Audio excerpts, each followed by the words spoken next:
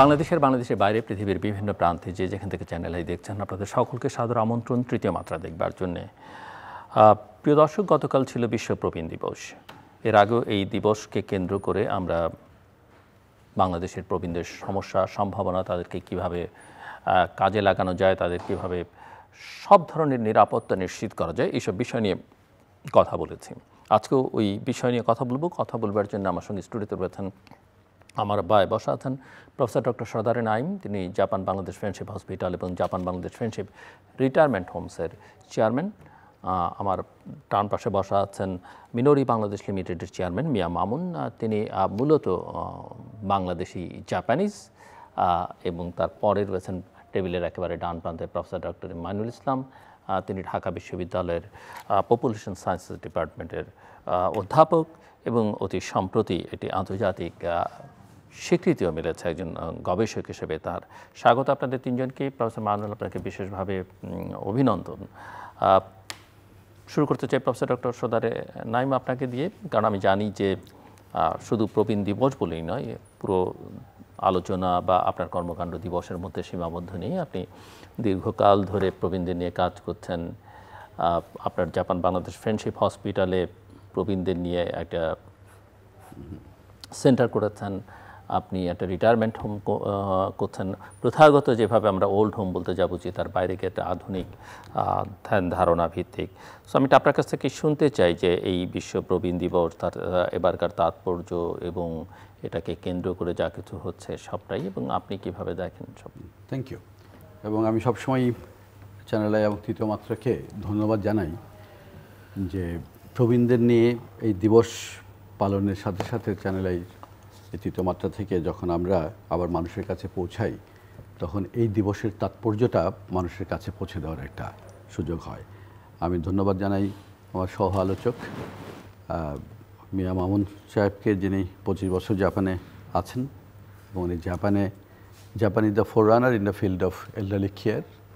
উনি যদিও food industry একজন মানুষ, কিন্তু উনিও যেহেতু আমার জাপান বাংলাদেশ ফ্রেন্ডশিপ রিটায়ারমেন্ট হোমেরই একজন পার্টনার হিসেবে আছেন, তাকেও আমি পেয়ে খুশি।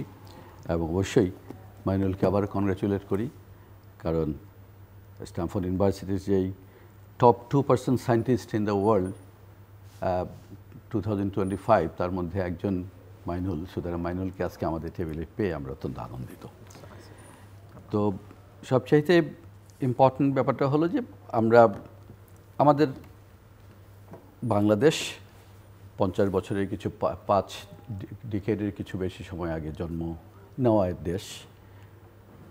আমরা এখনও একটা ডেমোগ্রাফিক ডিভিডেন্ড এনজয় করছি বলে ঠিক প্রবীণদের সংখ্যা বা ক্রমবর্ধমান যে প্রবীণ জনগোষ্ঠী যেভাবে বাড়ছে, তাদেরকে টেক কেয়ার করার মতো প্রস্তুতি এখনও আমরা নিতে পারি নাই। সেই জন্যেই গতকাল যে দিবসটি আমরা পালন করলাম, এবং আমরা বিশ্বাস করি এ ধরনের দিবসের মাধ্যমে আমাদের এক ধরনের জনসচেতনতা তৈরি করার একটি বিরাট স্কোপ, যেটা দিয়ে আমরা তাবৎ জনগোষ্ঠীকেই প্রবীণদের ভবিষ্যতে সেবা দেওয়া এবং তাদের টেক কেয়ার করার, যারা এই দেশ গড়েছে, যারা আজকে 50-55 বছর পরে যারা আজকে প্রবীণ হয়েছেন, তারাই কিন্তু এদেশ করেছেন। তারা যুদ্ধ করেছেন, তারা এদেশ করেছেন, আমাদেরকে দিয়েছেন। তো এই অবস্থায় বিশ্ব প্রবীণ দিবস বেসিক্যালি এটা বারবার মনে করে দেওয়ার জন্য যে প্রবীণরা is not left out, they are very important part of the society, এবং তাদের টেক কেয়ার করা আমাদের দায়িত্ব। 1990 সাল থেকে ইউএন জেনারেল অ্যাসেম্বলি এই 1 অক্টোবরকে বিশ্ব প্রবীণ দিবস হিসেবে ঘোষণা করেছে, এবং পৃথিবীর অনেক দেশেই এই দিবসটিকে কিন্তু হলিডে হিসেবে পালন করা হয়, ভীষণ ইম্পর্টেন্স দেওয়া হয়। তো আমরা গত বছরও পালন করেছি। গত বছর প্রতিপাদ্য যেমন ছিল ageing with dignity, the importance of strengthening care and support system. গত বছর যদি আমরা এই টেবিলে বসেই আমরা এটা নিয়ে কথা বলেছি, এবং এই যে importance of strengthening care and support system, এটা আমরা আসলে এক বছরে তো সম্ভব না, কিন্তু সেটার জন্য আমরা চেষ্টা করেছি একটা সচেতনতা তৈরি করার জন্য। আর এবছর প্রতিপাদ্য বিষয় আরও সুন্দর করে মাইনুল বলবেন, কিন্তু আমি যেটা আপনাদেরকে বেসিক্যালি জানাতে যাচ্ছি সেটা হলো যে older persons driving local and global action, our aspirations, our wellbeing, our rights. এবার কিন্তু আমরা গতবার যেটা করেছিলাম যে কেয়ার এবং সাপোর্ট সিস্টেম স্ট্রেংথেনিং করার জন্য ইম্পর্টেন্স দিয়েছি এজিং উইথ ডিগনিটিকে, এবং সেটা কিন্তু আমাদের পক্ষ থেকে। আর এবার ওল্ডার পার্সনদের পক্ষ থেকেই আমরা বলতে চাচ্ছি যে our aspirations, our wellbeing, this is our right. তার কারণ এই রাইট যদি আমরা ওল্ডার পার্সনদের মুখ থেকেই না শুনি তাহলে আমরা তাবৎ জনগোষ্ঠী সেটা বুঝতে পারবো না।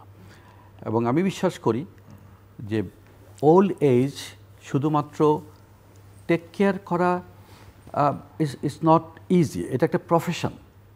জেরিয়াট্রিক হেলথ কেয়ার বা geriatric medicine, elderly health care facilities, আমি এই কথাটা বারবার এই টেবিলেও বলেছি যে আমরা পেডিয়াট্রিক হেলথ কেয়ার বা পেডিয়াট্রিক যত ইজিলি বুঝি আমরা জেরিয়াট্রিকটা তত ইজিলি বুঝি না।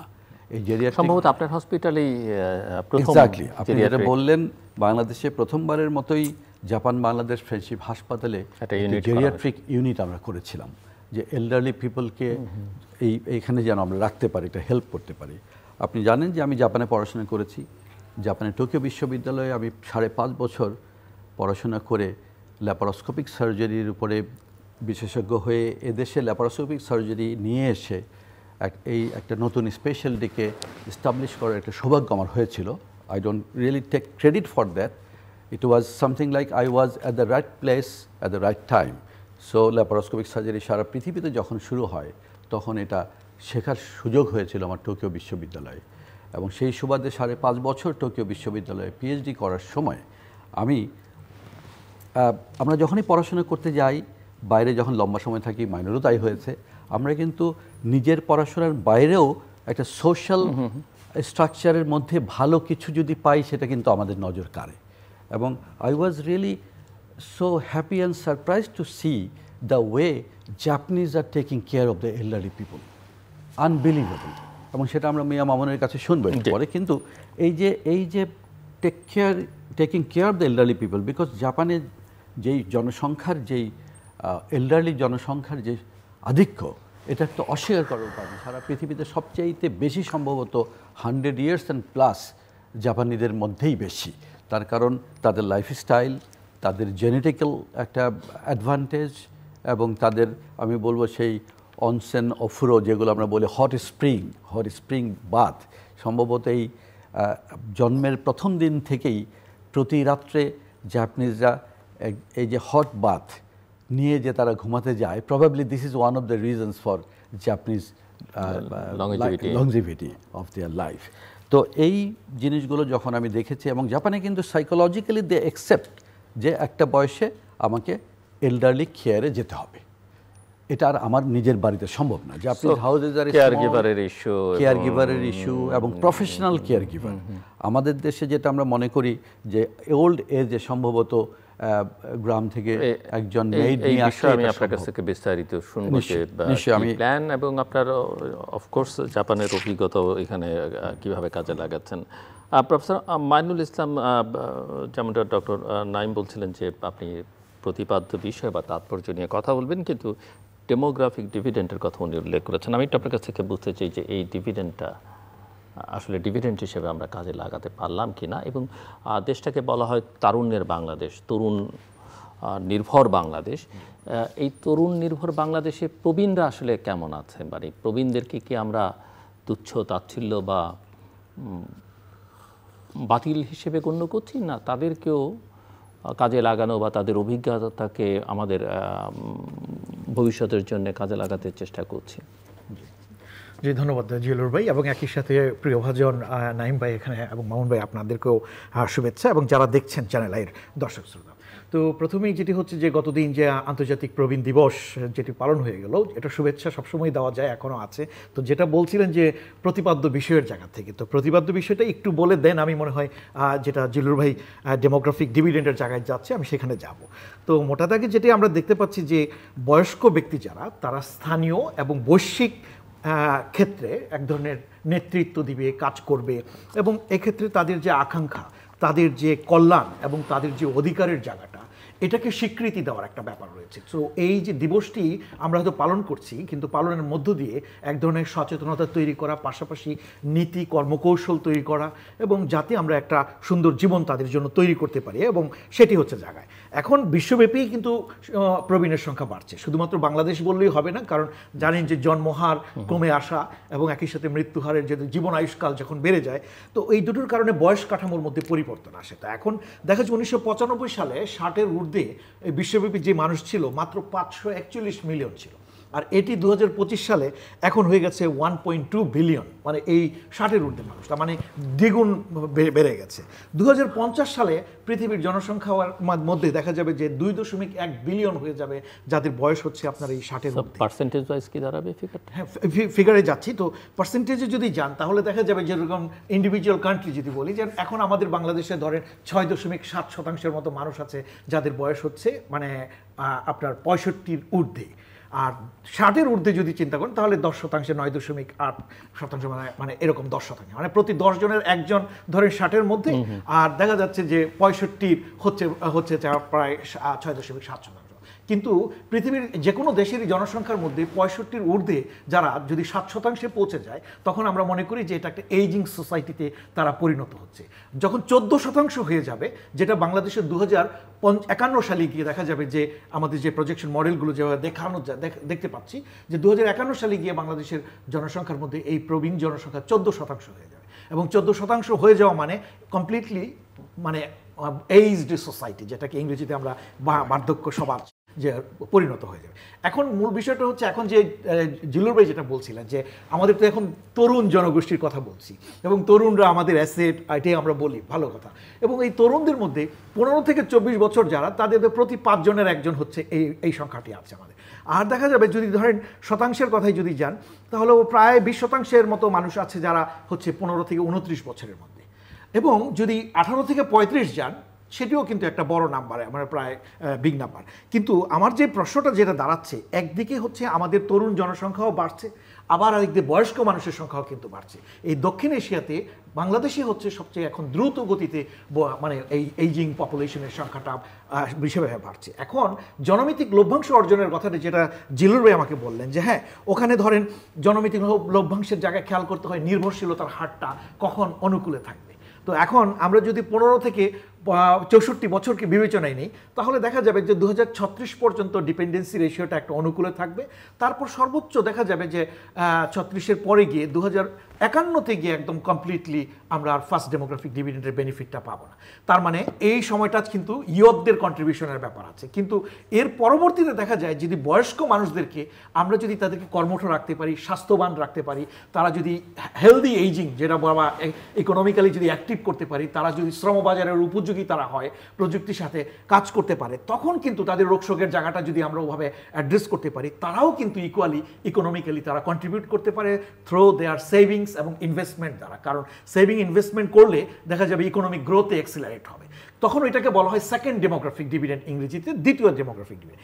এখন এই প্রেক্ষাপটে যদি খেয়াল করে দেখেন যে বাংলাদেশে যে হারে এখন বয়স্ক জনগোষ্ঠীর সংখ্যা বাড়ছে, তো আমরা দেখতে পাচ্ছি যে 2060 সালের মধ্যে যদি লক্ষ্য করেন, তাহলে টপ 10 এইজিং কান্ট্রির মধ্যে পড়ে যাবে, 7ম হয়ে যাবে বাংলাদেশ এই এইজিং পপুলেশনের জায়গা থেকে। এখন এই বাস্তবতায় যে জনমিতিক যে রূপান্তরটা, এটি কিন্তু প্রত্যেকটা দেশেই ঘটছে, শুধুমাত্র বাংলাদেশ না। এখন এখানে খেয়াল করার বিষয় হচ্ছে, একদিকে সংখ্যার বাড়ছে, আবার আনুপাতিক হারও কিন্তু এইজিং পপুলেশনের বাড়ছে। এই দুটো যখন বাড়ছে, এখন অত্যাবশ্যকীয় একটা চিত্র আমরা লক্ষ্য করছি, সেটি হচ্ছে এই মানুষগুলোর সমমর্যাদা, যেটাকে আমরা বলছি যে স্বীকৃতি। দ্বিতীয় হচ্ছে নীতি বা আইন বা যে পরিকল্পনা যেগুলো আছে, এগুলোতে তাদের অন্তর্ভুক্তিটা আমাদের সমাজে রয়েছে কিনা, সেটি যদি দেখতে চাই, তাহলে পরিমাণগত, আরেকটি হচ্ছে গুণগত, এই দুটো জায়গার মধ্যে যদি লক্ষ্য করেন, তাহলে ডেমোগ্রাফিক ডিভিডেন্ডের জায়গা থেকে যদি মনে করি, তাহলে প্রথম জায়গায় হবে যে প্রবীণদের স্বাস্থ্যটা আছে কিনা। আমরা মনে করি স্বাস্থ্যই সকল সুখের মূল বলি, স্বাস্থ্যকে অ্যাসেট বলি, সম্পদ বলি, তাহলে এই তাদের হেলথ কেয়ার এবং আপনি বলেন যে তারা প্রোডাক্টিভ লেবার ফোর্স হিসেবে তারা থাকতে পারছে কিনা। আমার এমনও ছাত্র আছে 72 বছর বয়স্ক ছাত্র, সে অত্যন্ত অ্যাক্টিভ এবং কর্মঠ এবং তাকে দেখে বুঝেও যাবে না সে প্রপারলি এক্সারসাইজ করে, নিয়মিত নিউট্রিশন খাবার খায়, অর্থাৎ মানে একটা হেলদি লাইফ মেনটেন করে। কিন্তু এটা তো সবার ক্ষেত্রে প্রযোজ্য হচ্ছে না। এখন সেই জায়গাটি যদি মনে করেন যে এই প্রবীণদের যদি স্বাস্থ্য সেবাটা না পায়, এবং ধরেন এই যেটা আপনি জেরিয়াট্রিক কেয়ার কথা বলেন, বাংলাদেশের কয়টা হসপিটালে জেরিয়াট্রিক কেয়ার আছে? আপনি জানেন যে আমাদের প্রবীণ নীতিমালা আছে একটা, যেটা 2013-তে যেটা ঘটেছিল, এটির কিন্তু আপডেট ঘটে না এখনো। ওখানে কিন্তু বলা আছে যে ওয়ার্ড ভিত্তিক কত পার্সেন্ট সিট থাকবে, কি থাকবে, এগুলো 11টা লক্ষ্য আছে দেখবেন। ওই লক্ষ্য মানে আমি সেই আলোচনায় যাচ্ছি না, এগুলোর অধিকাংশই কিন্তু বাস্তবায়ন হচ্ছে না, মনিটরিং হয় না, এবং এই ওল্ডার পিপুলদের সমস্যাগুলো কি, চ্যালেঞ্জগুলো কি, এগুলো আমরা জানি না। এখন জনমিতিক লভ্যাংশের জায়গাটা যদি নিতে চাই, তাহলে একটা হচ্ছে প্রবীণদের স্বাস্থ্য, আর পাশাপাশি আমার যারা কর্মঠ জনগোষ্ঠী যারা আছে ইয়তদের, তাদেরও সুস্বাস্থ্য, অর্থাৎ আমরা তাদেরকে আপনার প্রোডাক্টিভ লেবার ফোর্স হিসাবে দেখতে চাই। দ্বিতীয়ত হচ্ছে শিক্ষার যে জায়গাটা, এখন এই প্রবীণদের জায়গায় যদি মনে করেন তারা যে শিক্ষাটা নিয়েছে মার্কেটের উপযোগী এডুকেশন তাদের আছে কিনা, বা আমার যে ইয়ত যারা আছে তারাও যদি এডুকেটেড হয়। আমি যেরকম আমার বাংলাদেশে এখন শিক্ষিত বেকার তৈরি করছি, আমি দেখতে পাচ্ছি যে এইভাবে গণহারে পাবলিক বিশ্ববিদ্যালয়গুলো তৈরি করার দরকার ছিল না যেভাবে আমরা তৈরি করছি। কিন্তু এই জায়গায় হচ্ছে লক্ষ্য করার বিষয় হচ্ছে যে মার্কেটের যে ডিমান্ড, সেই ডিমান্ডের সাথে আমার এডুকেশন হচ্ছে কিনা। এখন আমি চিন্তা করছি কিন্তু ভবিষ্যতের ইন্ডাস্ট্রি ফর দ্য এল্ডারলি, তাহলে সেই প্রেক্ষাপটে আপনার এই কারিকুলাম ডেভেলপমেন্ট বলেন বা ওই ভাবনা চিন্তাগুলো, সেটি দেখার বিষয় হচ্ছে। তাহলে শিক্ষা একটা গুরুত্বপূর্ণ জায়গা, হেলথ এবং এডুকেশন দুটোই বাংলাদেশে হচ্ছে সবচেয়ে আমি বলবো কম অগ্রাধিকার দেওয়া একটা জায়গা। আপনিও জিলুর ভাই এই তৃতীয় মাত্রা বহুবার বলেছেন, এই সরকারের এত গুরুত্বপূর্ণ 6 জন প্রফেসর, 8 জন প্রফেসর এবং 8 জন পিএইচডি হোল্ডার আছে, 6 জন অধ্যাপক আছেন, কিন্তু শিক্ষা স্বাস্থ্যর জায়গাটায় যে গুরুত্ব দেওয়া দরকার, এতগুলো কমিশন করা হয়েছে, এডুকেশন নিয়ে কোনো কমিশন হয়নি। এখন মানব পুঁজি তৈরি করার জায়গাটাই কিন্তু হচ্ছে ওই জায়গায় শিক্ষা এবং স্বাস্থ্য। তা এখন ডেমোগ্রাফিক ডিভিডেন্ডের যে বেনিফিট নেবেন, এই দুটোতেই আমরা বিনিয়োগ করছি না ওইভাবে।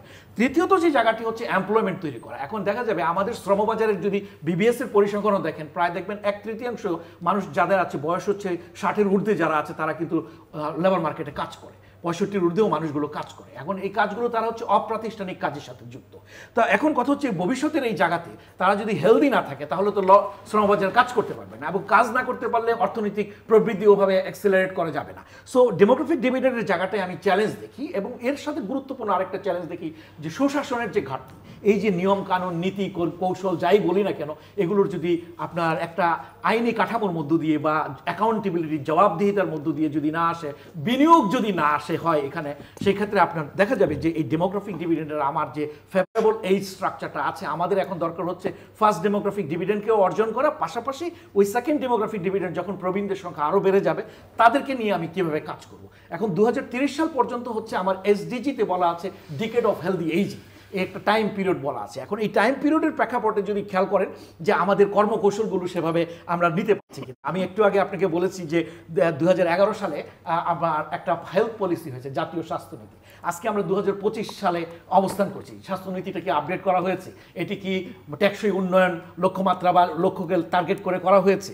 এবং ওই যে বলছিলাম যে নীতি 2013 সালে যে national policy on older persons করা হয়েছে, সেটিরও কিন্তু আপডেট করার এখন দরকার রয়ে গেছে। এগুলো কিন্তু হচ্ছে না এখন, এগুলো হচ্ছে না, একটা হচ্ছে না, কিন্তু এগুলো করার জন্য কোনো চাপ বা সচেতনতার ইস্যু বা ইস্যুটা রেজ করা হচ্ছে কি সমাজের বিভিন্ন স্তর থেকে? ধরেন আমরা আমাদের গবেষণা থেকে আমরা কখন হয়তো প্রকাশনা করি, আমরা আর্গু করি বা টার্গেট করি, কিন্তু সরকারের যাদের দৃষ্টি আকর্ষণ করার কথা তারা সেই জায়গায় যাওয়া করে না। যেমন ধরেন আপনি জনসংখ্যার নীতি বাস্তবায়নের জন্য গত 12 বছরে মিনিমাম 24টা সভা হওয়ার কথা ছিল, একটি সভাও কিন্তু হয় নাই। তার মানে এই যে নীতিগুলো যে মনিটরিং করা, বাস্তবায়ন করা, এই জায়গাগুলোতে অগ্রাধিকার কিন্তু কেউ দিচ্ছে না আমরা। এখন আপনি আমাকে যেই জায়গাটা বলছিলেন যে তরুণ যারা এখন আছে, এই তরুণরা প্রবীণদেরকে নিয়ে কি ভাবছে, তাদের একটা কিন্তু ভাবনা চিন্তার ব্যাপার আছে। এখন ওই যেটা বলছিলেন নাইম ভাই, যে হ্যাঁ প্রবীণরা কিন্তু সমাজের একজন রিকগনাইজ পার্সন, আপনি কাগজে কলমে বলছেন সিনিয়র সিটিজেন, কিন্তু আমাদের যে গবেষণা আছে, আমাদের বিভাগ ঢাকা ইউনিভার্সিটির পপুলেশন সায়েন্সেস বিভাগ, আমরা জাতিসংঘের ইউএনএফপি এর অর্থায়নে আমরা একটা গবেষণা করেছিলাম। 6329 জন ব্যক্তিকে আমরা 7টা ডিভিশনে আমরা তখন স্টাডি করেছিলাম। ওখানে যে চিত্রগুলো আমরা দেখতে পেয়েছি, যে সেই চিত্রের মধ্যে কিন্তু খুব গুরুত্বপূর্ণ কয়েকটা ফাইন্ডিংস আপনাকে আমি বলি, যেখানে হয়তো বা একটু চিন্তা করতে পারেন। যাদের বয়স 60 এবং 60-এর ঊর্ধ্বে ছিল, সেই সংখ্যাটা ছিল 6329 জন, ওখানে আমরা তাদেরকে তাদের ধরেন লিভিং অ্যারেঞ্জমেন্ট কি, তাদের পারিবারিক অবস্থা কি, অর্থনৈতিক অবস্থা কি, মনস্তাত্ত্বিক কি অবস্থা রয়েছে, অ্যাবিউজ এক্সপ্লয়টেশনের শিকার হচ্ছে কিনা, সোশ্যাল সেফটি নেট কাজ করছে কিনা, ভবিষ্যতে তাদের কি চাহিদা প্রয়োজন কি, মরবিড কন্ডিশন বা মরবিডিটি কি অবস্থায় আছে, এগুলো আমরা জানতে চেয়েছিলাম। তো ওখানে আমরা দেখতে পেয়েছি যে এই যে 6,329 জনের মধ্যে 38% কিন্তু হচ্ছে উইডোড বা উইডোয়ার, মানে বিপত্নিক। তার মানে এই মানে একটা সিগনিফিক্যান্ট অংশ কিন্তু এই অবস্থার মধ্যে আছে। কারণ যখন এরকম বিপত্নিক অবস্থায় চলে যাবে তখন লিভিং অ্যারেঞ্জমেন্টটা কি হচ্ছে, তার বাসস্থান বা যে বাসস্থানের ব্যবস্থাপনা, ওখানে দেখতে পাচ্ছি 7% ওল্ডার পারসনস তারা হচ্ছে কি এককভাবে থাকে। তার মানে তারা সন্তান সন্ততি কারো কাছে থাকছে না। এখন দেখেন আমাদের কিন্তু পরিবার কাঠামো পরিবর্তন হয়ে যাচ্ছে জিলুর ভাই। আগে একসময় যৌথ পরিবার ছিল, বর্ধিত পরিবার থেকে এখন অনুপরিবারে আমরা রূপান্তরিত হয়েছি। এখন এই বাস্তবতায় সামনে কিন্তু আরও বেশি অনুপরিবারের দিকে আমরা চলে যাব। তো এই জায়গায় লিভিং অ্যালং যারা থাকবেন তাদের কি অবস্থা হবে, এবং তাদের মধ্যে আমরা দেখতে পাচ্ছি যে এক ধরনের বড় ধরনের চ্যালেঞ্জ আমরা ওই স্টাডিতে আমরা খেয়েছি। পাশাপাশি দেখতে পাচ্ছি যে সাইকোলজিক্যাল প্রবলেম, তাদের মনস্তাত্ত্বিক জায়গা থেকে বলছেন 52.6% তারা বলেছেন যে তারা অরিড থাকে, ভবিষ্যৎ নিয়ে চিন্তার মধ্যে থাকে। তারা দেখতে পেয়েছি যে এই অ্যাংজাইটি বা এক ধরনের যে বিষণ্ণতার যে জায়গাটা, এটি দেখা যায় যাদের বয়স 80 এবং 80-র ঊর্ধ্বে। আমরা 3টা ক্যাটাগরি করেছিলাম, 60 থেকে 70, 70 থেকে 80, 80 থেকে তার ঊর্ধ্বে। এবং আমরা এই 80-র ঊর্ধ্বে যারা, তাদের মধ্যেই দেখতে পাচ্ছি যে হাইয়েস্ট লেভেল অফ লংলিনেস, মানে একাকিত্ব বা বিষণ্ণতার যে জায়গাটি, সেটি লক্ষ্য করছি। আরেকটা জায়গায় দেখলাম যে মরবিড কন্ডিশনের মধ্যেও খেয়াল করতে পারলাম যে মেজর তারা কি কি সমস্যার মধ্যে পড়ে। তারা সবাই বলেন যে সাধারণত যে উইকনেস। তো আমি আর ওই আলোচনায় ওইদিকে যাব না, যে কিছু হয়তো বা নাইম বাই হেলথ কন্ডিশনের দরকার হলে পরের জায়গায় পরের পর্যায়ে আবার আপনার কাছ থেকে শুনবো। মিয়া মামুনের কাছে একটু, যেহেতু ফার্স্ট হ্যান্ড এক্সপেরিয়েন্সের কথা, জাপানিজরা আমরা জানি যে তারা প্রবীণের সংখ্যা অনেক, এল্ডারলি পিপলের সংখ্যা জাপানে। আমরা এটাও জানি যে তাদের আয়ু অনেক দীর্ঘায়ু, বোধহয় সম্ভবত জাপানিজেরই অনেক লম্বা আয়ু।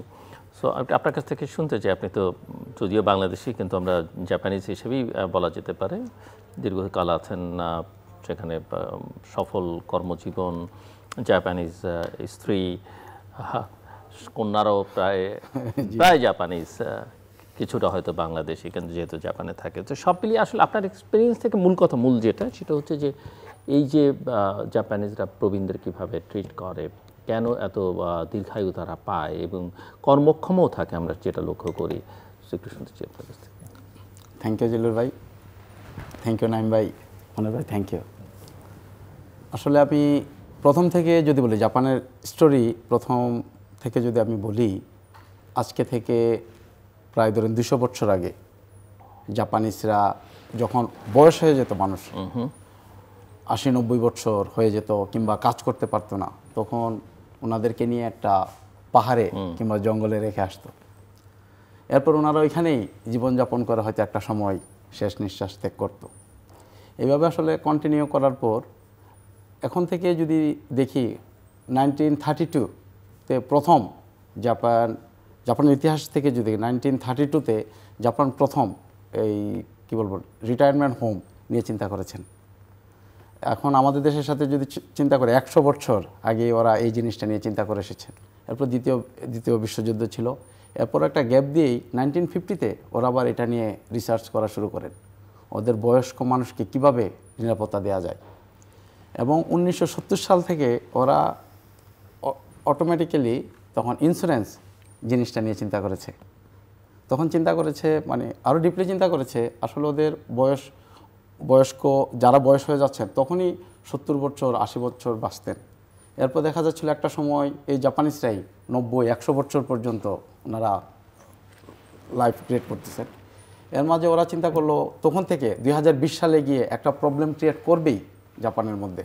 ওরা রিসার্চ করে যেটা বুঝলো যে আমাদের যারা বয়স্ক আছেন ওদেরকে আরও বেশি সেবা দেওয়া দরকার, ওদের আরও বেশি নিরাপত্তা দরকার। ওই চিন্তা করেই আসলে রিটায়ারমেন্ট হোমের চিন্তাভাবনা আসে জাপানের মধ্যে, এবং ওরা প্রথম থেকেই এই সার্ভিসটাকে বিভিন্নভাবে ডেভেলপ করে নিয়ে এসেছেন। আসলে প্রথম থেকেই এখন আমাদের নাইম ভাই যেভাবে শুরু করেছেন রিটায়ারমেন্ট হোম, আসলে এটা না, ওরা 4টা-5টা সেক্টরে ভাগ করে নিয়ে এসেছিলেন। প্রথমে যদি ধরি, ওনারা বাসায় গিয়ে সার্ভিস দিতেন, একজন বয়স্ক মানুষকে বাসায় গিয়ে সার্ভিস দিয়ে আসতেন। এখন আমরা যদি হেল্পার নিয়ে আমরাও দেশে হয়তো বিভিন্ন ধরনের সার্ভিস দেই, এটা না, এটার সাথে রিলেশন ছিল ওদের হসপিটাল, এটার সাথে রিলেশন ছিল গভর্নমেন্ট, মানে তখন থেকে একটা সার্ভিসের একটা মন মানসিকতা নিয়ে আসলে শুরু করেছেন এই প্রজেক্টটা। এরপর আমি জাপানে গিয়ে যেটা আসলে ফিল করেছি এই 25 বছরে জাপানিজরা কেন আসলে এই লম্বা সময় জীবনযাপন করতে পারেন, সুস্থ থাকেন, এটার আসলে প্রধান কারণই যদি আমি দেখি আসলে খাবার। ফার্স্ট টাইম বলবো খাবার। আর সেকেন্ড এরপর খাবারের কি খাবারের জিনিসটা বলতে হবে তো। আমি খাবারটা হলো আমি এভাবেই বলি, ওরা ফুড নিয়ে খুব সিরিয়াস। যেমন ওরা নিজের হাতে জিনিস তৈরি করে নিজে খেতে পছন্দ করেন। এখন হয়তো জাপানের কালচার হয়তো বাইরে খাওয়ার লাইফটা কিন্তু অনেক বেড়ে এসেছেন, বাট এখনও ওরা হোটেলেও যদি আমরা খাই সবসময় চিন্তা করে স্বাস্থ্যকর খাবার। এটার জিনিস কি, একটা জিনিস কে তৈরি করলো, যেমন আমি একটা টমেটো তৈরি করলে একটা ইয়েতে দিলাম, রেস্টুরেন্টে সার্ভিস করলাম, বাট ওই টমেটোর ডিটেলস দিতে হয়, কোন ফার্মার্স কীভাবে তৈরি করেছেন, কোথায় তৈরি করেছেন, কী পরিমাণ মেডিসিন ইউজ করেছেন, সবই কনফার্ম করতে হয়। এটা একটা জিনিস।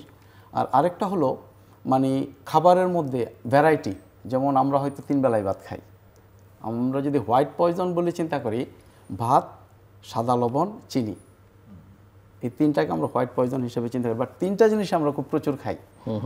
জাপানিজরা কিন্তু ওই বেলায় খুবই চিন্তা ভাবনা করে খায়। যেমন আমি যদি সকালে ব্রেড খাই, দুপুরবেলা হয়তো ভাত খাবো, রাতে হয়তো ভাত খেতেও পারি নাও পারি, ডিফারেন্ট কিছু চিন্তা করবো, নুডলস কিংবা ভ্যারাইটি টাইপের, একই জিনিস দুবার খাওয়া হয় না। আবার সকালে যদি মাংস খেলাম, দুপুরে দেখা যাচ্ছে মাছ খাচ্ছে, রাতের বেলায় সবজি খাচ্ছে। মানে এটা আসলে ওদের মধ্যে একটা মানে কালচারালি এটা তৈরি হয়ে এসছে আর কি।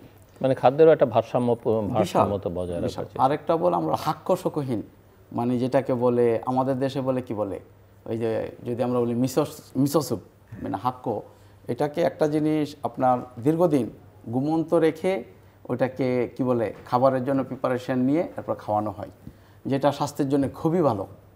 এই জিনিসটা হয়তো আমাদের দেশে এটা নাই, বাট জাপানিজ এই জিনিসগুলো খুব মেনটেন করেন। এরপরে সেকেন্ড আমি যদি বলি, ওরা এই যে নাইম ভাই একটু আগে বলে ফেলেছেন অলরেডি, আমি যা বলবো আসলে অর্ধেকই নাইম ভাই বলে ফেলেছেন। এর মধ্যে আছেন ধরেন হাফ জাপানিজ। যেমন রাতে ঘুমানোর আগে একদম ম্যান্ডেটরি আমরা অফুরো, যেটাকে আমরা অফুরো বলি, বাথটাবে যাব, 30 থেকে 40 মিনিট আমরা অফুরোতে থাকি, এটা একটা বিশেষ কারণ হতে পারে। এরপর হলো অসম্ভব পরিশ্রমী এরা, মানে ওরা আসলে লাইফটাকে এনজয় করে এইভাবেই, মানে সকাল 5টায় যদি আমি উঠি, রাত 10টায় ঘুমিয়ে পড়বো, আবার ঠিকই আবার সকাল 5টায় ঘুম থেকে উঠবো, 7-8 ঘন্টা ঘুমাবো, এবং এটাকে মেনটেন করে আর কি সবসময়। আসলে এই জিনিসগুলো আসলে জাপানিজদেরকে আসলে মানে দীর্ঘজীবী করার একটা বড় একটা কারণ হিসাবে আমি দেখে এসেছি।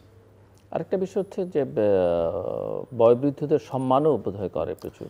এটা তো অসম্ভব আসলে, এই যে জাপানে এখন যে কালচারটা, সেটা না করলে আবার মেন্টাল স্যাটিসফ্যাকশনটা থাকে না। এবং জি, এখন জাপানে এখন যে জিনিসটা আমরা ফিল করছি আসলে প্রথম থেকেই, বাবা মা তো আসলে বাবা মা না, বয়স্ক না, বন্ধু আমি যেটা বলবো, খুব ক্লোজ, ওদেরকে সম্মান করে আসলে কিন্তু এই জিনিসগুলো চিন্তা করে। আসলে আমাদের দেশে কি হয়, মনে করেন আমাদের বাবা মা হলেই আমরা হয়তো বসায় খাওয়াবো, অনেক কিছু করবো, 50-60 বছর হলে বাবা মা বয়স্ক হয়ে গেছেন এমন একটা ভাব ধরে ওনাদেরকে দেখাশোনা করি। বাট জাপানটা হলো ডিফারেন্ট একটা জায়গা, অদ্ভুত, আপনি চিন্তা করবেন না। আসলে কখনো ওরা বয়স হয়েছে এই জিনিসটা ওদের বোঝাতেই চায় না। উনি যদি বেকার বসে থাকেন, মা বাবা ওনাকে কাজ করায়, যেটা আমাদের দেশে কল্পনাই করা যায় না। এই জিনিসগুলো আসলে মানে ওদের সম্মান, এটা আসলে সম্মান করার একটাই কারণ, ওদেরকে দীর্ঘজীবী করতে চাই। এই জিনিসগুলো আসলে জাপানে ইয়াং জেনারেশনও কাজ করছে, আসলে এটাই জাপানিজদের মেন্টালি কাজ করছে বলে মনে করি। প্রফেসর নাইম, শুনতে চাই আপনার কাছ থেকে, এবং আমি একটু আপনার যে প্রোগ্রাম সেটা সম্পর্কে একটু ধারণা দর্শকদের দিতে চাই। ধন্যবাদ জিল্লুর। আসলে সেই জাপানে থাকার কারণেই যেহেতু আমি একটা স্বপ্ন দেখেছিলাম, basically at the age of 32, which is very unusual, কিন্তু ওটাই তো স্বপ্ন দেখার বয়স না, আরও পেছনে যেতে পারে। আমি সার্জারিতে ক্যারিয়ার করে দেশে এসে সার্জারিতে এস্টাবলিশ হতে পারবো কি না সেটা তো একটা ভয়ভীতি ছিলই, কিন্তু আমার মনে হয়েছিল যে যদি কখনো সার্জারিতে ক্যারিয়ার এস্টাবলিশ করে, এবং আপনারা জানেন জাপান বাংলাদেশ ফ্রেন্ডশিপ হসপিটাল আমি তৈরি করেছি এই সার্জারি, ল্যাপারোস্কোপি সার্জারিকে এস্টাবলিশ করার জন্যই। এবং তখন আমার মনে হয়েছিল যে যদি কখনো সুযোগ হয়, I will go for a elderly care home, যেটা একটা কম্প্রিহেন্সিভ এল্ডারলি কেয়ার হোম হবে। আপনি জানেন আমাদের দেশে কিন্তু সরকারি পর্যায়ে এল্ডারলি হোম আছে, ওল্ড হোম আছে, কিন্তু আমি কিন্তু এক্স্যাক্টলি ওল্ড হোম কনসেপ্ট থেকে একটু বেরিয়ে এসেছি। একটু ফর ইউর ইনফরমেশন আমি আপনাদের জানাই, সেটা হলো আমাদের দেশে সরকারি এবং বেসরকারি যতগুলো ওল্ড হোম আছে, প্রায় প্রতিটি ওল্ড হোমেই আপনার এন্ট্রান্সের প্রি রিকুইজিট হলো আপনাকে no matter how old you are, you will have to be physically and mentally fit to enter in a old home, which is very self-contradictory. At the age of, এই যে আপনি যেটা বললেন 60 থেকে 70 যদি একটা গ্রুপ হয়, 70 থেকে 80 যদি একটা গ্রুপ হয়, আমরা প্রথম বলি young old, middle old and old. বিশেষ করে 80 থেকে 90 যেই ক্লাসটা বা যেই বয়সটাকে আমরা মনে করি লোনলিনেসের এক্সট্রিমে এবং তাদের সাপোর্ট দরকার, অ্যাসিস্টেড লিভিং দরকার, তাদের কিন্তু প্রায় 90-95% হলো হেলথ কেয়ার রিলেটেড। ওই বয়সে একটা মানুষ যদি বসা থেকে উঠাতে হয়, তাতেও কিন্তু একজন এক্সপার্টকে দিয়ে সেটা করা উচিত। যেটা বলছিলাম যে গ্রাম থেকে কিছু মেড নিয়ে এসে তাদের টেক কেয়ার করা হবে, ইট ইজ ইম্পসিবল, এটা সম্ভব নয়, প্র্যাকটিক্যালি ইম্পসিবল। এবং অবশ্যই এই যে সোশ্যাল ট্যাবুর কথা যেটা আমরা বলছি, যে আমি আমার মাকে বা বাবাকে ওল্ড হোমে দিতে চাই না, আমি নিজেও কিন্তু আমার মাকে আমি ওল্ড হোমে দিতে চাই না। কিন্তু আবার প্রকারান্তরে আপনি জিজ্ঞেস করুন, আপনি তো ওল্ড হোম তৈরি করেছেন। আসলে আমি ওল্ড হোম তৈরি করিনি, আমি এটা একটা elderly health care resort kind of জিনিস তৈরি করেছি, যেখানে আপনি একটা পার্টিকুলার বয়সে যখন যাবেন, you will have professional hands around you to take care of you. সেখানে আপনি সুন্দর পরিবেশ পাবেন, যেখানে আপনি হুইল চেয়ার বাউন্ড হলেও আকাশ বাতাস দেখতে পাবেন। এবং এই যে আমরা ওল্ড গ্রুপের একটা বিরাট অংশ কিন্তু জীবনের এক পর্যায়ে এসে আমরা বেড রিডেন হয়ে যাই। তাদেরও তো বেঁচে থাকার, যতদিন উনি বেঁচে আছেন ততদিন তো তাকে পৃথিবীর আলো বাতাস দেখে এবং সেই শান্তিটা নিয়েই তো মৃত্যুর জন্য প্রস্তুতি নিতে হবে। এবং একটা ক্লাস সবসময় থাকবে যারা বিছানায় পড়ে যাবে, কিন্তু তারা জানবে যে জীবনে আর কখনো তারা দুপায়ে দাঁড়াবেন না। আমরা চারজন এখানে আছি, আমরা জানি না কার ফেট কী হবে, will have to accept the reality. তখন আমি আমার রিটায়ারমেন্ট হোমে, এই জন্য নামটা দিয়েছি রিটায়ারমেন্ট হোম। মামুন যখন বারবার বলছিল যে জাপানে রিটায়ারমেন্ট হোম, কিন্তু জাপানে কিন্তু আজকে রিটায়ারমেন্ট হোম না বলে রোজিন হোম বলা হয়। রোজিন হোম মানে এল্ডারলি কেয়ার হোম, ওরা কেয়ার হোম মেনলি বলে।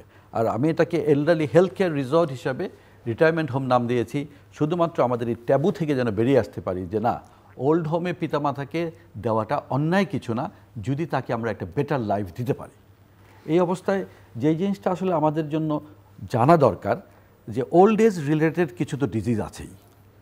আপনি ধরেন আমরা ডায়াবেটিস, ব্লাড প্রেশার, স্ট্রোক, তারপরে ধরেন আপনার arthritis, kidney related chronic kidney diseases, chronic respiratory diseases, chronic liver diseases, আমরা তো অনেক রকম রোগ তো নন কমিউনিকেবল ডিজিজে তো আমরা ভুগি একটা পার্টিকুলার বয়সে। এবং আরেকটা বড় জিনিস হলো যে কদিন আগেই আমরা আলাপ করলাম বিশ্ব ডিমেনশিয়া দিবসে, যে ডিমেনশিয়া একটা কত বড়, আলজাইমার্স অ্যান্ড ডিমেনশিয়া একটা পার্টিকুলার বয়সে আমরা এটা বেশি দেখতে পাই। বিশেষ করে 65 অ্যান্ড অনওয়ার্ড আমরা যখন একটা পেশেন্ট ডিমেনশিয়া হয়ে যায়, ফিজিক্যালি উনি ফিট থাকার পরেও মেন্টালি ইজ নট ফিট। এই মানুষগুলোর জন্য ডেফিনেটলি প্রফেশনাল কেয়ার গিভার তৈরি করতে হবে। এটা কিন্তু শুধুমাত্র প্রাইভেট সেক্টরে আমরা একজন দুজন এটা করতে পারবো না। আজকে হয়তো এটা একটা মডেল হিসাবে আমি তৈরি করে, আমি চাইবো এই মডেলটা নিয়ে সবাই কাজ করুক, যে একটা এল্ডারলি কেয়ার হোমে বা দিস প্লেস ইজ অলমোস্ট, এটার ক্যাপাসিটি 600+। আমরা এখানে প্রায় 232টা স্টুডিও অ্যাপার্টমেন্ট রেখেছি, যেখানে যারা নিজেদের টেক কেয়ার করতে পারে তারাও থাকবে, এবং হুইল চেয়ার বাউন্ডও যদি হয়, সেন্স যদি ভালো থাকে, তাদের অ্যাসিস্টেড লিভিংয়ের জন্য তারা এই সব রুমগুলোতে ব্যবহার করতে পারবে। তারপর বিছানা কেন্দ্রিক যেই সেবাটা, আমরা হয়তো বিছানা কেন্দ্রিক বা হুইল চেয়ার বাউন্ড যারা, তাদেরকে আমরা 150টি বেডে, যারা একটু কম্পারেটিভলি রোগে আক্রান্ত বেশি, বার্ধক্যজনিত রোগ, আমরা এই কথাটা সবসময় বলি বটে, কিন্তু বার্ধক্যজনিত রোগেরও তো চিকিৎসা আছে, সেটাই হলো জেরিয়াট্রিক মেডিসিন। যেই কথাটা মাইনুল বলল যে এদেশে কিন্তু 2013-তে যেই প্রবীণদের জন্য নীতিমালা করা হয়েছিল, সেখানে কিন্তু জেরিয়াট্রিক কেয়ারের কথা বলা আছে। Dhaka medical college, Suhrawardy medical college, বড় বড় মেডিকেল কলেজগুলো জেরিয়াট্রিক ইউনিট আছে। সেই জেরিয়াট্রিক ইউনিটগুলোতে কিন্তু সত্যিকার অর্থে কোনো জেরিয়াট্রিশিয়ান নাই। আমাদের দেশে বেসিক্যালি জেরিয়াট্রিশিয়ানের অভাব, বিকজ এই সেক্টরটা একেবারে অবহেলিত। তারপরে ধরুন আমরা এই যে 80 শয্যার বা 100 শয্যার প্যালিয়েটিভ কেয়ার, যে কথাটা বললাম আমি আপনাকে, প্যালিয়েটিভ কেয়ারে জীবনের কোনো পর্যায়ে শুধুমাত্র টিউব ফিডিং দিয়ে অথবা কন্টিনিউয়াসলি অক্সিজেনের উপরে ডিপেন্ড করে। আমাদের দেশের বা শহরের, ঢাকা শহরেরই যদি বলি, উন্নত যেই পার্টগুলো আছে, যেমন ধানমন্ডি, গুলশান, বনানী, উত্তরা, বসুন্ধরা, বারিধারা, এসব জায়গায় কিন্তু প্রচুর বাড়ি আছে। আমরা তো ডাক্তার হিসেবে আপনি জানেন যে আপনি নিজেও বললেন যে আমরা যে জেরিয়াট্রিক মেডিসিনের কিছু কাজ জাপান বাংলাদেশে করা শুরু করেছিলাম আজকে থেকে প্রায় 20-25 বছর আগেই। তখন আমরা দেখেছি আমাদেরকে রিকোয়েস্ট করে এরকম অনেক বাড়ি আছে যেখানে একটা অন্ধকার ঘরে একটা হসপিটাল বেড দিয়ে দিনে একবার বা দুইবার একজন নার্সকে এনে পিতামাতার কোনো রকম টেক কেয়ার করা হচ্ছে। কিন্তু এই মানুষগুলোকে সেই অন্ধকার ঘরে না রেখে তাদেরকে যদি এরকম একটি রিটায়ারমেন্ট হোমে প্রফেশনাল হ্যান্ডে ছেড়ে দেওয়া হয়, তাহলে তারা তাদের জীবনটা অনেক অনেক বেটার জীবন তারা উপভোগ করতে পারবেন এবং একটা সুন্দর। এবং আপনার এখানে তো আমি যত জানি যে পার্মানেন্ট অ্যারেঞ্জমেন্টও আছে, টেম্পোরারি অ্যারেঞ্জমেন্টও আছে, যদি একদিন এক সপ্তাহের জন্য রেখে আসতে চায়। এক্স্যাক্টলি, আমরা কিন্তু ডে কেয়ার করছি, উইকলি কেয়ার করছি, মান্থলি কেয়ার করছি, এবং একই সাথে একটা জিনিস খেয়াল রাখতে হবে যে এই যে লোনলিনেসের কথা বললেন, তারা একটা কমিউনিটি পাবে, এই কমিউনিটি তারা গল্প করার মানুষ পাবে, তাদেরকে indoor games, interactive sessions, music room, movie theatre, outdoor tour, river cruise, এবং একই সাথে swimming pool, sauna, jacuzzi, steam bath, এগুলোরও ব্যবস্থা আমরা রেখেছি, যেন জীবনের একটা পর্যায়ে এসে একটা বৃদ্ধ মানুষ, একটা এল্ডারলি, আমি জাস্ট বৃদ্ধ হয়ে যাওয়ার কারণেই আমি জীবনের এই আনন্দগুলো থেকে নিজেকে দূরে রাখবো, সেটা আমরা অ্যাকসেপ্ট করি না বলি আমি নিজের কথা চিন্তা করেও কিন্তু সেটা করেছি। এবং নিউজ সম্পাদক নুরুল কবির ভাষায় যেটা সুন্দর মৃত্যুর ব্যবস্থা চাই। সুতরাং সেই আর কি। এখানে আরেকটা ছোট্ট জিনিস বলি, এই যে পরের জেনারেশন যারা আসছে, এদেরকে কিন্তু এই এল্ডারলি পিপলদের সম্বন্ধে জানাতে হবে। এই রকম অবস্থাতে কিন্তু প্রচুর স্কুলের সাথে আমরা যোগাযোগ করব, যাদের থেকে আমরা ক্লাস 6, 7, 8, 9 ছেলে মেয়েদেরকে নিয়ে এসে গ্রুপ করে করে এই এল্ডারলি পিপলদের সাথে বসিয়ে দিব, তারা যেন তাদের ইন্টারাকশনটা করতে পারে, তাদের জীবনের কাহিনী শুনতে পারে, তাদেরকে টেক কেয়ার করার মতো একটা অভ্যাস তৈরি হয়। এবং সেটা যদি আমরা করতে পারি, তাহলে আমাদের পরবর্তী জেনারেশনকে কিন্তু এল্ডারলি পিপল বা আজকে ওল্ড এজ পিপলের ব্যাপারে আমরা অনেক বেশি সচেতন করে তুলতে পারি। প্রফেসর ইসলাম, আপনি শুনছিলেন দুজনের বক্তব্য। ধন্যবাদ। আমার মনে হয় যে নাইম ভাই যে কথাটা বলছেন, আমার আসলে ওনার জায়গাটা ভিজিট করার সুযোগ হয়েছিল, বাট আমি প্রথম আমার দৃষ্টিভঙ্গি ছিল, উনি জানেও না যে আমি যে ওই ঘুরে ঘুরে দেখছিলাম। তো আমার প্রথম জায়গাটা আমি দেখছিলাম যে এটা ইন্টিগ্রেটেড ওয়েতে আছে কিনা, কারণ বাথরুমগুলো কি অবস্থায় আছে, স্লিপ খেয়ে পড়ে যাবে কিনা, তারপর ধরেন রিক্রিয়েশনের কি ব্যাপার রয়েছে ওই জায়গায়, তারপর ধরেন তারা এই এল্ডারলি পিপলরা একে অপরের সাথে ইন্টারাকশন যে করবে সেই ফ্যাসিলিটিসগুলো আছে কিনা, হঠাৎ করে যদি মাইল্ড স্ট্রোক বা কোনো ধরনের কোনো হয় তাহলে সাথে সাথে হেলথ কেয়ার সাপোর্টটা কীভাবে পাবে 24 আওয়ার্স। তো ওই জায়গাটা আমার কাছে মনে হয়েছে উনি একটা কম্প্রিহেন্সিভ সমন্বিত একটা ভাবনা নিয়ে ওই কাজটা করেছেন। জেনারেলি অনেক জায়গায় আমরা এটা লক্ষ্য করি না, তবে এই জায়গাটায় আমার মনে হয় বেসরকারি পর্যায়ে আমাদের আরও বেশি কাজ করার সুযোগ আছে, কিভাবে ইন্টিগ্রেটেড হয়ে কোয়ালিটি সেবা দিব, এবং মূল কথা হচ্ছে তার মধ্যে এক ধরনের একটা পিসফুল মাইন্ড যাতে তৈরি করতে পারে। আমি যেই রেফারেন্সটা দিচ্ছিলাম, আমাদের যে গবেষণাটা করেছিলাম, সেই গবেষণাতে আমরা দেখতে পেয়েছিলাম যে যেটা বলছিলাম যে তারা অ্যাবিউজের এল্ডারলি যখন বয়স অবস্থায় থাকে, তারা মানে আপনার অ্যাবিউজ বা এক্সপ্লয়টেশনের শিকার হয় কিনা। আমরা ওখানেও দেখতে পেয়েছি জিলুর ভাই যে প্রায় 31.4% বলেছেন কিন্তু ওই অবস্থায় তারা কিন্তু শিকার হয়। তাহলে এই জায়গা থেকে কিন্তু আমাদের তরুণ প্রজন্ম যারা যুব আছে তাদের খেয়াল করতে হবে যাতে এই বয়স্ক মানুষগুলোকে তারা যাতে এক্সপ্লয়টেশন ওই ধরনের ভাবনার মধ্যে না যায়। এবং সেই জায়গাতে ধরেন ঝগড়ার মতো ব্যাপার আছে ওখানে।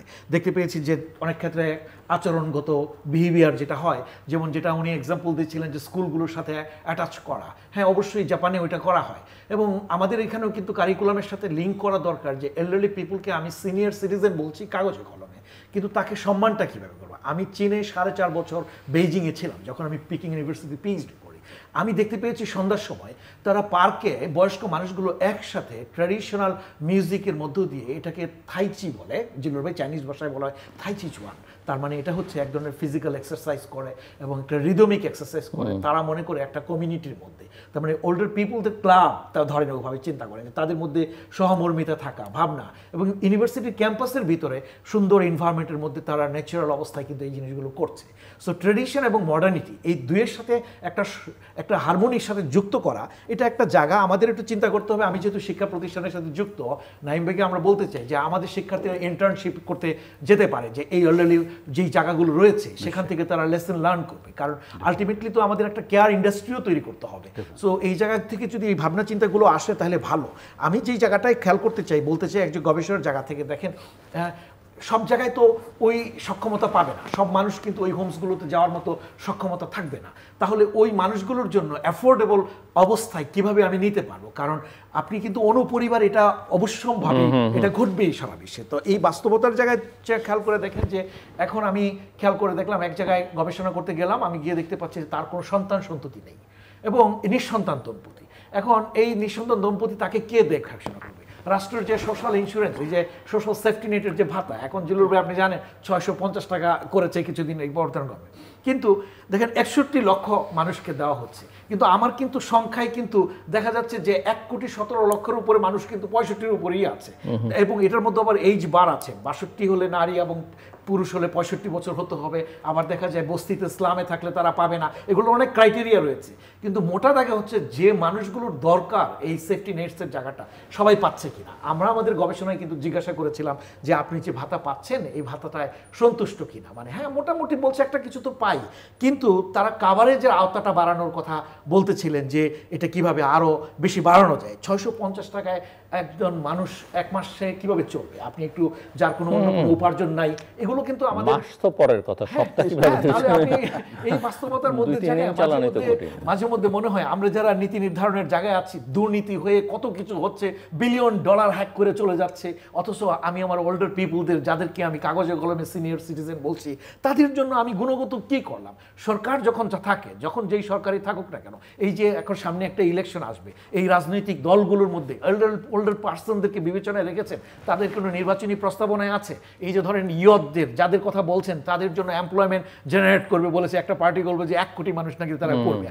এগুলো তো চারটিখানি কথা না, কিন্তু এমপ্লয়মেন্ট জেনারেশনের জায়গাটা বা এই কেয়ারিংয়ের জায়গাটা, এটা একটা গুরুত্বপূর্ণ জায়গা। আমি যেটা এখানে প্রবলেমটা দেখতে পাচ্ছি যে ওল্ডার পিপুলদের মধ্যে তারা কোথায় কোথায় প্রবলেমটা ফিল করে। আমরা তাদেরকে জিজ্ঞাসা করেছিলাম আপনাদের মেজর কি প্রবলেম, আপনারা প্রধান প্রবলেম।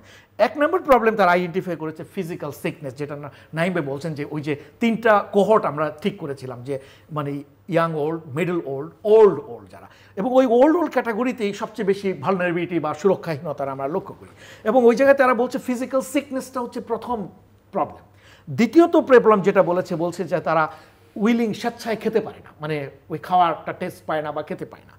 তৃতীয়ত বলছে যে অর্থের অভাবে ট্রিটমেন্ট করতে পারছে না, এবং চতুর্থত বলেছি ডিপেন্ডেন্সি, আমাদের অন্যের উপর নির্ভর করে চলতে হয়। তা এখন এই জায়গা থেকে খরচটা যারা হয়, তাদের খাদ্য, তাদের বস্ত্র বা ওই যে পোশাক, আরেকটা হচ্ছে ট্রিটমেন্ট, এই 3টির মধ্যেই হয়ে যাচ্ছে। এখন আমরা যে বাস্তবতায় এখন বাংলাদেশে আছি, আপনি জানেন যে জিলুর ভাই, মানে আমরা যখন মানুষগুলোকে চিন্তা করি সামগ্রিকভাবে সংখ্যার আকারে চিন্তা করি, আবার তার গুণগত জায়গায় চিন্তা করি। আপনি দেখেন এখন জলবায়ু পরিবর্তন একটা গুরুত্বপূর্ণ বিষয় হয়ে দাঁড়িয়েছে। সেই যে প্রান্তিক এলাকাগুলোতে, মানে আপনার উপকূল বা যেই ভালনারেবল এলাকায়, ওই সমস্ত জায়গায় বয়স্ক মানুষদের জীবন পদ্ধতিটা কেমন, আমি নিজের চোখে, আমি কুতুবদিয়ার গিয়েছি, আমি সাতক্ষীরা গাবুরতে দেখে আসছি যে কি ধরনের কষ্টের মধ্যে যে মানুষগুলো আছে। এই জিনিসগুলো কিন্তু এসির মধ্যে বসে থেকে বোঝা যাবে না যে তাদের বেদনা কি অবস্থায় রয়েছে। এখন ওই জায়গায় যদি যাই, খেয়াল করে দেখেন যে এই এদেরকে, এই প্রবলেমগুলোকে, তাদের যে নিডসগুলোকে, সামনে কিন্তু ভালনারেবিলিটি আরও বাড়বে। এরা মাইগ্রেট করবে, স্থান পরিবর্তন করবে, কোথায় যাবে, এবং সুরক্ষাহীন যে মানুষগুলো রয়েছে, এগুলো যদি জনসংখ্যার, আমি যেটা বলি কি, কারণ আমি এটা বোঝাতে পারি না অনেককে, কিন্তু বিভিন্ন নীতি ডায়ালগে আমার অংশগ্রহণের সুযোগ হয়, আমি কি বলি যে উন্নয়নের কেন্দ্রবিন্দুকে জনসংখ্যাকে রাখতে হবে, এবং জনসংখ্যার যে উপগোষ্ঠীগুলো আছে তাদের যে সুরক্ষাহীনতা যে জায়গাটা আছে, এটাকে আমার নিডস কি আছে সেগুলোকে আইডেন্টিফাই করে দেন আমার পরিকল্পনা করতে হবে এবং বাস্তবায়ন করতে হবে। এখন সেটা আমি দেখতে পাই আমাদের নীতি কৌশলের জায়গা থেকে একটা বড় ধরনের ঘাটতি আমি লক্ষ্য করতে পারছি। কিন্তু আমি বুঝতে পারছি যে আমার সমাজ কাঠামোর মধ্যে একটা পরিবর্তন এসেছে, আমি বুঝতে পারছি আমাদের পরিবার কাঠামোর মধ্যে পরিবর্তন এসেছে, এবং পরিবারের ফাংশনের মধ্যে পরিবর্তন আসছে, এবং এর মধ্য দিয়ে যে ভবিষ্যতের যে প্রাধান্যের যে জায়গা, বয়স্ক মানুষের সংখ্যা যেহেতু বাড়বে, তাহলে এখন আমার গুরুত্বপূর্ণ জায়গা যেটা নাইমবে আপনারা কাজ করছেন, আমি মনে করি যে বাসস্থানের যে ব্যবস্থা বা বাসস্থান যে ব্যবস্থাপনা, এই জায়গাটা আমাদের খুব দৃশ্যপটে মানে খুব বড় ধরনের প্রভাব সামনে আমাদের পড়ে যাবে এবং এই জায়গাটায় আমাদেরকে মনোযোগ দেওয়ার অত্যন্ত দরকার আছে। দ্বিতীয়ত আমি বলবো যে আমাদেরকে সতর্কভাবে একটু মনোযোগ দিতে হবে সরকার বা বিভিন্ন অংশীজনরা। আপনি হয়তো বেসরকারি উদ্যোগ থেকে আপনি নিজে যেহেতু জাপানে ছিলেন চলে আসছেন, আমাদের বিজনেসম্যানরা যারা ধরেন বা টপ বিজনেস এলিট যাদের বলি, এরা কি এই খাতে কতটুকু বিনিয়োগ করেছেন? আমার কথা হচ্ছে যারা যে হসপিটালগুলো বানিয়েছেন ধরেন অনেক ক্ষেত্রে যেটা বাণিজ্যিক অর্থে, ওখানে কি আসলে জেরিয়াট্রিক কেয়ার বা ওই ধরনের জায়গাতে আমাদের দেশের ফোকাস হচ্ছে শিশু মাতৃস্বাস্থ্য ওগুলোর ফোকাস। এখনও কিন্তু আমরা ওই ফোকাসে অ্যাটেনশনও যাইনি। আমাদের দেখেন যে মনে করা হয় যে শিশু মৃত্যু হার কমানো কেউ করা যাবে, মাতৃমৃত্যু হার কীভাবে কমানো যাবে ওই দিকে ফোকাস। কিন্তু আমার যে বয়সের কাঠামোর যে ট্রানজিশনটা ঘটে যাচ্ছে সেই জায়গাতে আমার যে প্রত্যেকটা লেভেল মানে একদম ম্যাক্রো থেকে মাইক্রো পর্যন্ত যে বিভিন্ন মানে পর্যায়ে যে এই সেবাটা করতে হবে সেটি দেখা দরকার। এবং আরবানে আমি আরও খুব চিন্তিত। দেখেন গ্রামাঞ্চলে তবুও তো দেখেন যে উপজেলা স্বাস্থ্য কমপ্লেক্স বা ওই সমস্ত যাওয়া যায়, কিন্তু নগরের স্বাস্থ্যসেবা তো আরও বড় ধরনের সমস্যা, যেমন সুরক্ষাহীন এই মানুষগুলো যারা বস্তিতে থাকে, যারা বয়স্ক অবস্থায় আছে, ভাসমান জনগোষ্ঠী যারা বয়স্ক মানুষ, তাদের কি হবে? এগুলো নিয়ে প্রতিনিয়তই আমার চিন্তা হয়। কিন্তু আমি যেটা মনে করি আমাদের দরকার আসলে ন্যাশনাল এইজিং সার্ভে বা এই ধরনের একটা সার্ভে করতে হবে। গবেষণায় মানে আপনার গুরুত্ব দেওয়া দরকার, কারণ নিডস এবং যে তার যে প্রয়োজনগুলো কি সেগুলোকে আমরা বুঝি, কিন্তু তারপরও আরও বেশি যত বেশি আমি মানে রুটিন রেগুলার ইন্টারভেলে গবেষণাগুলো কাজ করব এবং তার ভিত্তিতে নীতি কৌশলগুলো যদি নেই, তাহলে আমার মনে হয় যে আমরা একটু ভালোর দিকে যাওয়ার একটা প্রচেষ্টা আসতে পারি। জি মিস্টার মিয়া মোহাম্মদ। জি, থ্যাংক ইউ। আসলে আমি একটু জাপানের এই কি বলবো এই স্টোরি দিয়ে শুরু করি। ফার্স্ট আমি যদি দেখি জাপান এখন কিভাবে এত বড় একটা দেশে পরিণত হয়েছে, এটা প্রথমে আমি যদি বলি জাপানের এখন যারা বয়স্ক আছেন ওদের আমাদের যারা ইয়াং আছেন তাদের মধ্যে প্রথম থেকে যখন আমি পড়াশোনা শেষ করি একটা চাকরিতে যাই তখনই ওদের প্রথমে স্টার্টটা হয় কীভাবে, একটা ফান্ড ওরা ব্যাংকে রাখে কিংবা স্যালারি থেকে একটা পোর্শন কোম্পানি কেটে নিয়ে এটা জমানো থাকে। এটা হলো একটা সিকিউরিটি। কি ও যখন 60 বছর বয়স হবে রিজাইন করবেন তখন ওকে এটা দেওয়া হয়। আমাদের দেশে যেটা পেনশন বলে, এটার বড় একটা অংশ হলো ও এই পেনশনের টাকাটা ও রিটায়ারমেন্ট হোম ও যখন যাবে মাস্ট ও বয়স হলে ওই হাসপাতালে যাবে, এটা ওর মাথায় প্রথম থেকে থাকে। এই জন্য আসলে জাপানে সেক্টরটা এত বড় হয়েছে। 4 জনের মধ্যে 1 জন কিন্তু বয়স্ক এখন জাপানে, আপনারা জানেন কি না। এই সেক্টরটা বড় করতে গিয়ে কী জিনিস বৃদ্ধি পেয়েছে দেখেন, চাকরির বাজারে প্রচুর ছেলে মেয়ে এখানে চাকরি করছেন এবং এখানে এত বড় সেক্টরটা এত বড় যে এটাকে কাভার দেওয়ার জন্য এখন পৃথিবীর বিভিন্ন দেশ থেকে প্রচুর ছেলে মেয়ে আনা হচ্ছে এখানে চাকরি করানোর জন্য। জাপানিজরা কাভার করতে পারছেন না। আমি আসলে এখানে নাইম ভাইকে অবশ্যই থ্যাংক ইউ জানাবো। উনি যে প্রজেক্টটা করেছেন এটাতে আমাকে ছোট একটা অংশ ইনভেস্ট করার সুযোগ দেওয়ার জন্যে। আসলে এই জায়গায় আমি আজকে একটু বলি, আসলে আমি জাপান দেখেই কিন্তু নাইম ভাইয়ের প্রজেক্টে আমি ইনভেস্ট করেছি, কারণ এটা বিশাল বড় একটা সেক্টর। এবং নাইম ভাই যেটা করেছে, নাইম ভাই হয়তো দেখছেন একটা গ্রামের মধ্যে আমরা একটা প্রজেক্ট করেছি খুব সুন্দর করে 500-600 জন থাকবে, জাস্ট এটাই না। আমি যেভাবে দেখে ইনভেস্ট করেছি, এটার প্রথমটাই হলো এটা তো একটা সেক্টর। এটা আজকে থেকে আমি 30 বছর পর বাংলাদেশকে কিন্তু পরবর্তী সিঙ্গাপুর হিসাবে চিন্তা করছি আমি। পরবর্তী বাংলাদেশ একটা পৃথিবীর একটা সিঙ্গাপুর হয়ে আসছেন। এর মধ্যে বয়স্ক যারা আমাদের বৃদ্ধ বাবা মা আছেন এরা একটা বিশাল বড় একটা পার্ট আমাদের জন্য। এটা আমাদের জন্য অ্যাসেট, আমি অ্যাসেট হিসেবে দেখছি। কিভাবে এতক্ষণ আসছিল আমাদের ছেলে মেয়ে যারাই প্রতি বছর পড়াশোনা করে গ্র্যাজুয়েশন করে কয়জন চাকরি পাচ্ছেন? এই পার্সেন্টেজের বিশাল বড় একটা অংশ যেখানে বাংলাদেশের এই রিটায়ারমেন্ট হোম এই সেক্টরে সবাই চাকরিতে কন্ট্রিবিউশন করতে পারবে, নাম্বার 1। নাম্বার 2, যদি বলি নাইম ভাইয়ের এই সেক্টরকে আরেকটা দিকে আমি দেখেছি, এই সেক্টরে প্রত্যেক দিন ধরেন 500 জন যদি এখানে আমাদের পেশেন্ট থাকেন, ওনাদেরকে দেখাশোনা করার জন্য আরও 500 থেকে 1000 জন মানুষ লাগবে। ঠিক আছে, এই 1000 জনে 1500 জন মানুষের প্রত্যেক দিন খাবার তৈরি করতে হবে আমাকে। এক একজন এক এক বেলা করে যদি খায় 3 বেলা খাবার, আমাকে 4500 জন 4500 জন মানুষের খাবার তৈরি করতে হবে। 4500 মানুষের খাবার প্রত্যেক দিন তৈরি করা সহজখানি কাজ না কিন্তু। তখন আমি চিন্তা করেছি এভাবে এটাকে ফুড সেক্টরে আমি চেঞ্জ করব। আশেপাশের গ্রাম 10টা গ্রামকে আমি টার্গেট করব।